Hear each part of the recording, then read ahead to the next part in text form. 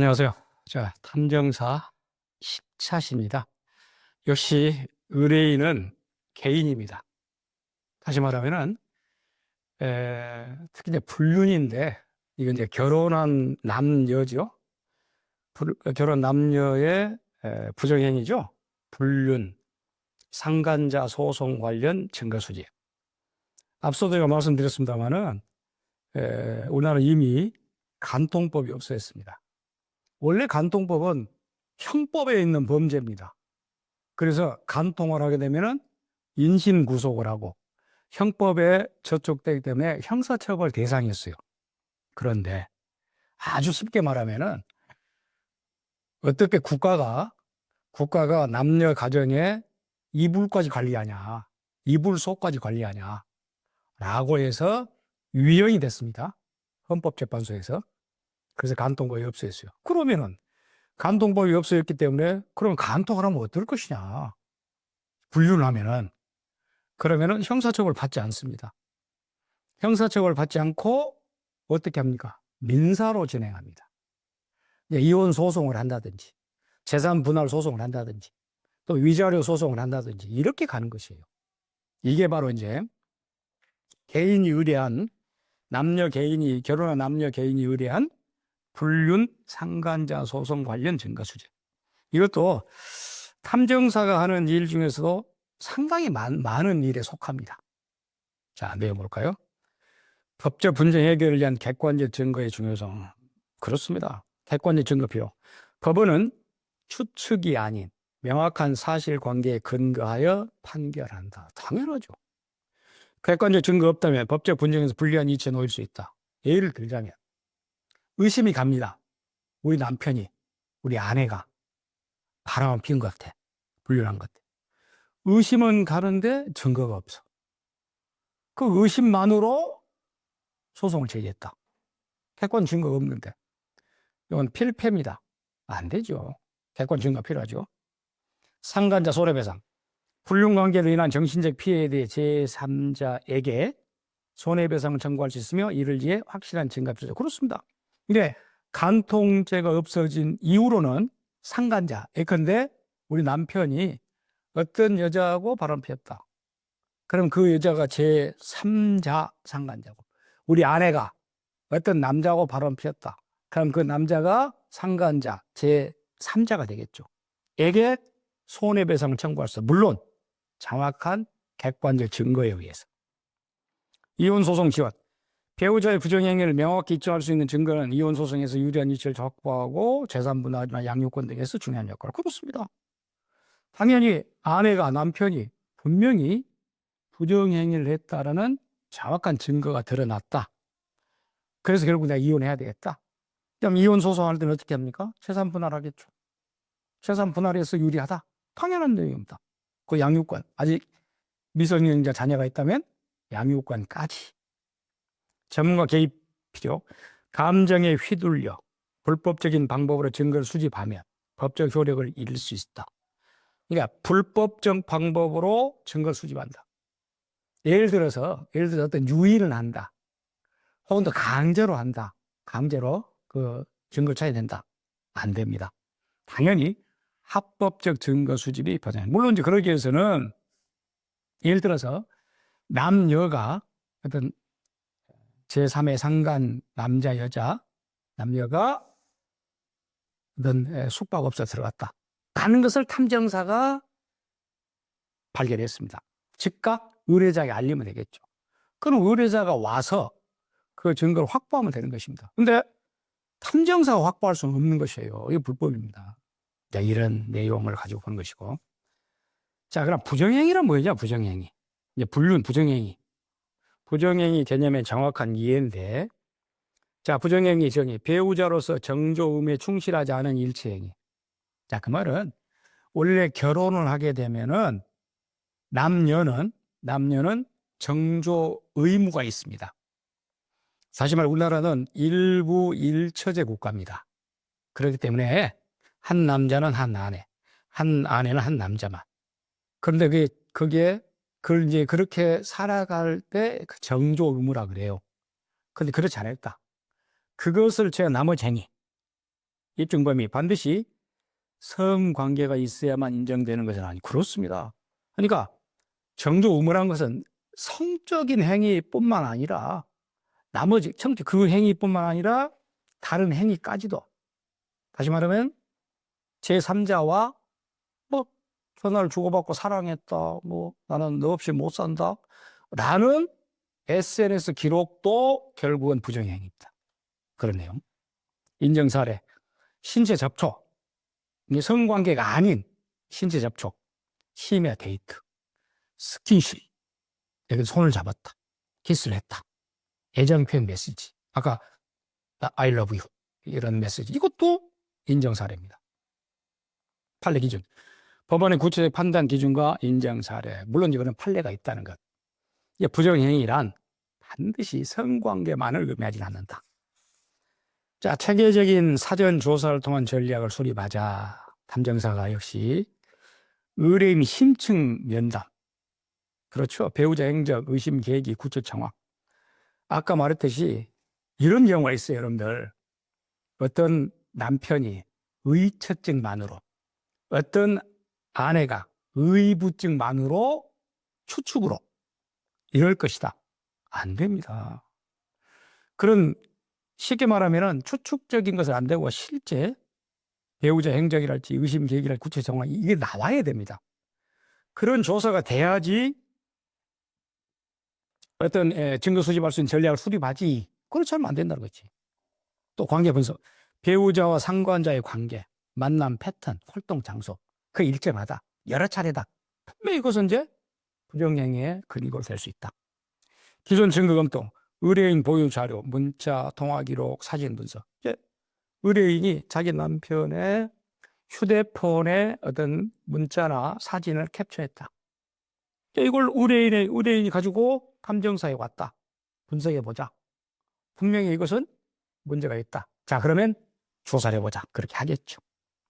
법률 자문 연계, 변호사 상담을 통한 필요 증거 유형을 파악하고, 당연히 변호사는 또 당연히 필요합니다. 법적인 자문을 구해야 되니까. 자, 이제는 공개 장소에서의 합법적 증거 수집. 그 말은 역설적으로 말해볼까요? 반대로? 공개 장소가 아니라 사적 장소에서의 증거 수집.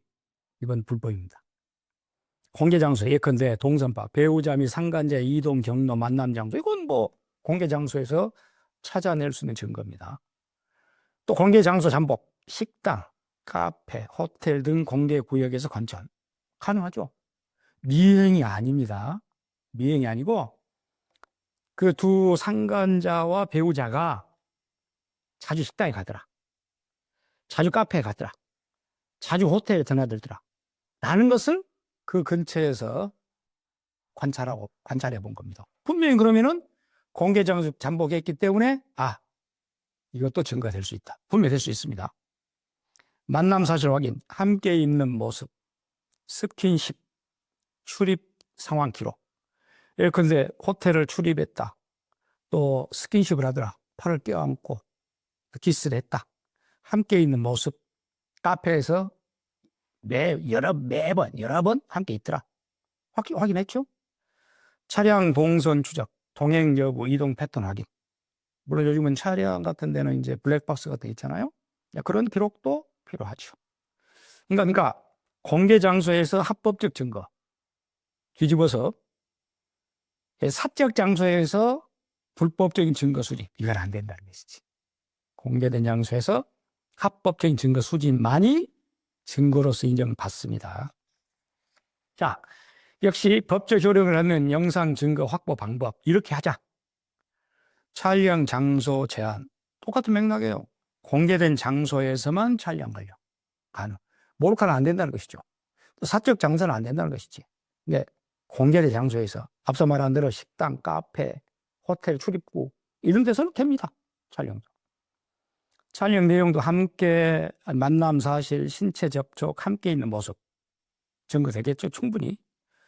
자, 아까 말한 대로 공개된 장소인데 이건 공개된 장소 아니다는 것이야.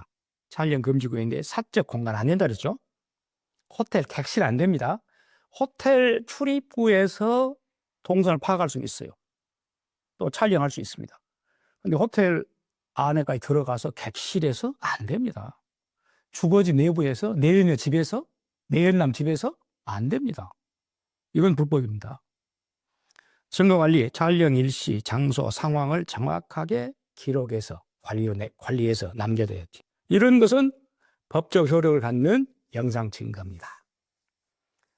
그런가 하면은 요즘은 이제 여러분들 스마트폰, 또 디지털 시대가 됐잖아요. 그러다 보니까 온라인 활동으로 부정행위를 합니다. 그 증거를 볼까요? 공개 SNS 활동, 배우자나 상간자에 공개된 게시물 사진. 그러니까 뭐 카톡을 주고받았다든지 또는 자기들의 어떤 동호회 모임에서 어떤 문자를 주고받든지 사적으로 비밀리에 SNS 활동을 한다. 그걸 분석해 볼 필요 있죠. 그러면 꼬리가 잡히겠죠?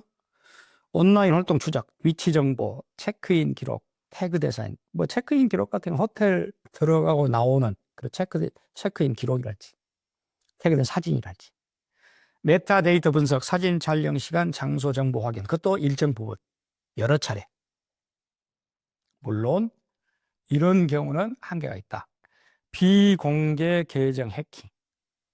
요즘 이제 여러분들 텔레그램이랄지 이런 상당히 안심된, 안정된, 안전한 이런 계정 같은 경우는 못 들어가죠. 근데 그걸 해킹했다.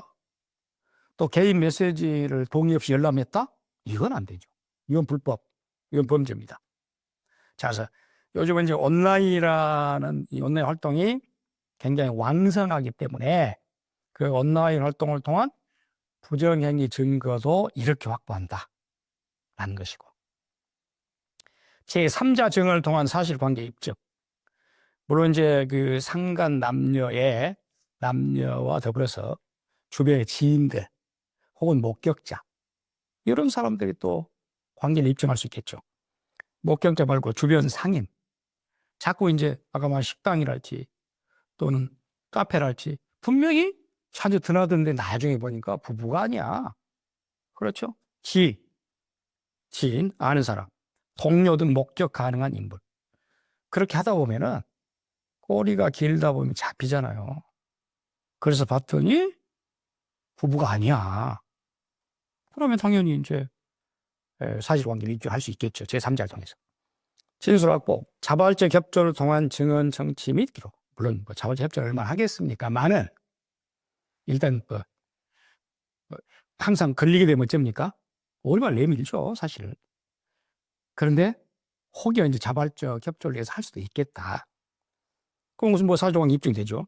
신뢰성 금리, 목격자 신원, 관계, 진술 일관성. 이것도 필요하죠.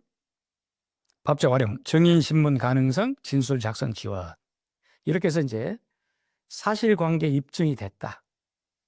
또 그것뿐만 아니라 이 관계를 확인할 수 있는 방법은 또 있습니다. 자, 다각적 접근을 통한 종합증거. 카드 사용료. 그러니까 전혀 부부가 사용한 것이 아닌 어떤 또 다른 사람, 다시 말하면 상간 남녀와 카드를 사용했어요. 호텔에서 사용했습니다. 식당에서 사용했습니다.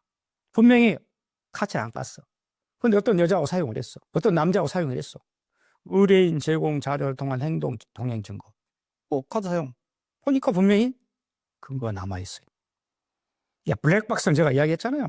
의뢰인 차량 영상에서 의심 정황이 확인됐다.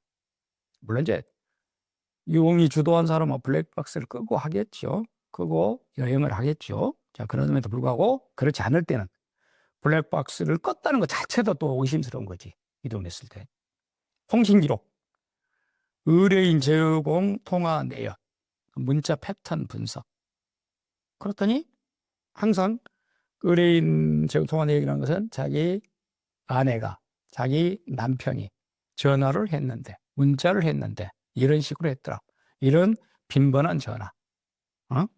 그런 항상 똑같은 사람에게 빈번한 전화를 했다. 그건 의심스럽지. 그건 이제 종합증거가 되겠죠. 일정 및 행적, 거짓말, 알리바이 수작 등 모순점 발견. 물론 당연히 오리발 내밀고 거짓말 한다 그랬잖아요. 그렇지 않고 이실직 과사에 얼마나 있겠습니까? 알리바이 조작. 알리바이는 현장 부재 증명이라 그러죠.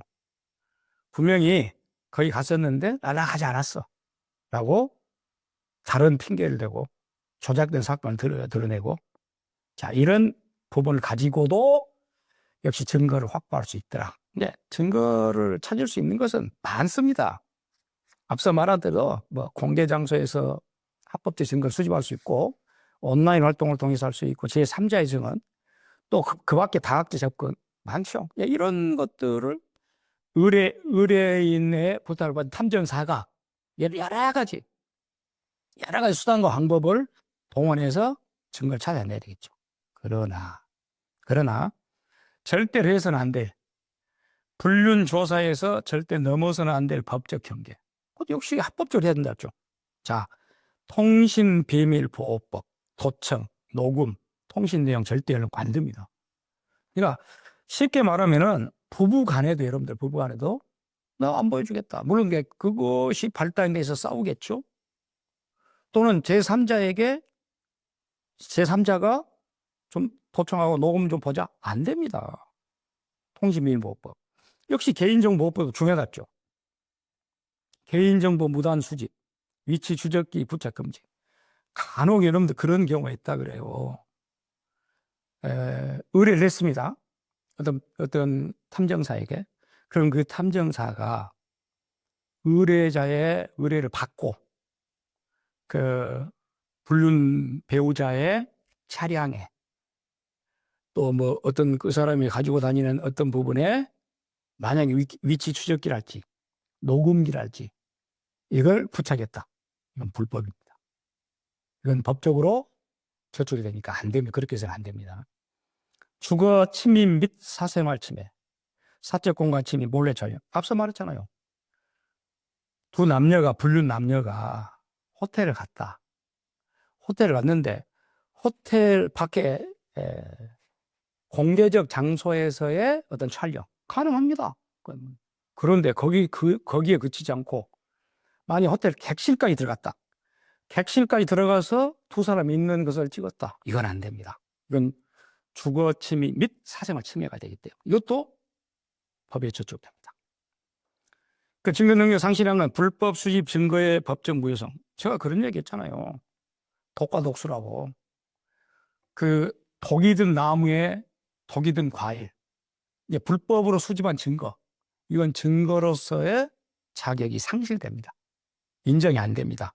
그래서 불륜 조사를 한다라고 하더라도 절대 넘어서는 안 되는 어떤 법적 경계 필요하죠.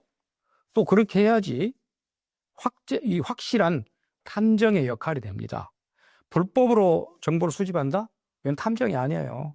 말 그대로 과거의 흥신소 직원입니다. 해서는 안 되는 것이고.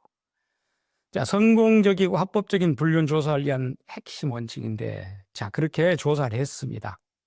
그러면 그 조사 내용들을 사건 개요, 조사 과정, 수집 증거를 체계적으로 정리해서 보고서를 작성해서 주면 됩니다. 의뢰인에게. 자, 의뢰인은 이걸 가지고 다음에 법정 증거로 활용할 수 있겠죠. 당연히 변호사와 연계해야 되겠죠. 법률 전문가와 협력한 소송 전략 지원. 왜냐하면 결국은 이제 과거에 형사처벌입니다만 지금은 형사처벌이 아니라 이혼소송이나 위자료, 민사로 가기 때문에 변호사가 변론을 해야 되겠죠. 변호사에게 자료를 넘겨서 변호사가 승소하게끔 만들어야 되겠죠. 의뢰인 주의사항, 합법적 의뢰, 계약서 확인, 신뢰할 수 있는 탐정 선택. 그렇습니다. 당연히 합법적 의뢰해야지. 불법으로 조사해 주세요. 안 되죠. 계약서에 나온 대로 하면 됩니다. 합법적으로. 그리고 신뢰할 수 있는 탐정. 그러니까 아까 말한 흥신소 직원을 기르는 건 아니다. 성공 요인 관계, 체계적 접근, 법적 경계 준수, 현실적 기대치 설정. 그러니까 체계적 접근이란 건 말 그대로 과학적인 접근입니다. 법적 경계 준수라는 것은 합법적으로 해야 되는 것이고, 현실적 기대치 설정. 내가 100% 잡아주겠습니다. 당신 남편의 상간녀, 당신 아내의 상간남을 라고 해서 자, 나한테 의뢰해 주십시오. 100% 잡겠습니다. 라는 것은 안 됩니다. 현실적 기대치라는 것은 100%라는 건 없어요. 그러니까 지나친 기대치를 설정하지 말아라. 사회적 책임, 진실 규명을 통한 건설적 해결 방안. 결국은 그 자체가 그 가정을 파괴하려고 하는 게 아니라 더 나은 가정, 또 새롭게 신뢰를 쌓은 가정을 만들려고 하는 그런 맥락이지.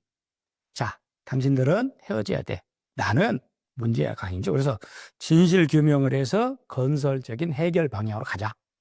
이게 바로 이제 성공적 합법적인 불륜 조사를 위한 핵심이 되겠습니다. 자, 오늘날 이 사회 자체가 상당히 좀 뭐랄까 혼미하다 그럴까요? 또 과거와 달리 성의 개념이 좋게 말하면 개방됐고 안 좋게 말하면 분란하고, 자, 그런 맥락에서 이런 불륜 상간자의 소송 관련한 탐정사 역할, 또 탐정사가 이런 부분에 굉장히 역할을 잘 해야 된다.